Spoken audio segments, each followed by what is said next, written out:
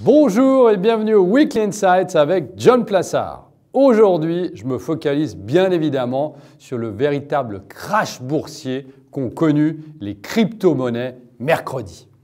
En l'espace de quelques heures, la capitalisation boursière des crypto-devises s'est effondrée de près de 1000 milliards de dollars, c'est-à-dire la moitié de la capitalisation boursière d'Apple. C'est le gouvernement chinois qui a mis le feu aux poudres en interdisant à ses institutions financières et à ses sociétés de paiement de proposer tout service impliquant le Bitcoin et d'autres crypto-monnaies, y compris les enregistrements, les échanges, la compensation et le règlement.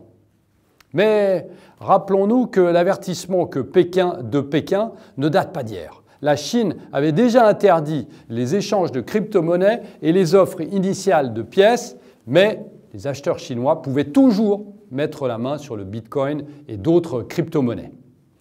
Cependant, la tendance baissière pour les crypto-monnaies est réellement à mettre sur le compte des déclarations du CEO de Tesla, Elon Musk, la semaine dernière, en affirmant dans un premier temps qu'il ne fallait surtout pas détenir de Bitcoin à cause de l'empreinte carbone, tout en confirmant que Tesla n'avait pas vendu ses Bitcoins.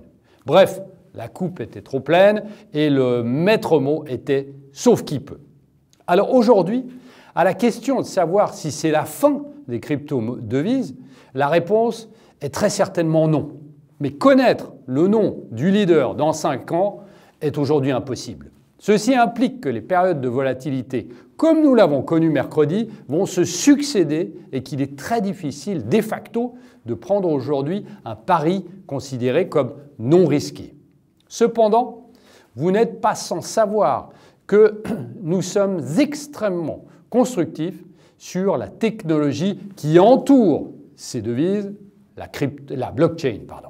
La blockchain, comme vous le savez, est une technologie de stockage et de transmission d'informations transparente, sécurisée et fonctionnant sans organe central de contrôle.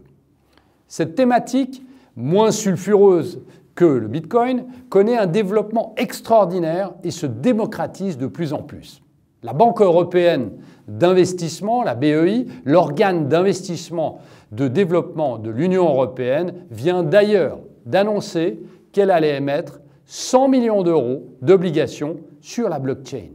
D'autres informations devraient suivre et cette thématique être extrêmement suivie ces prochains mois et ces prochaines années.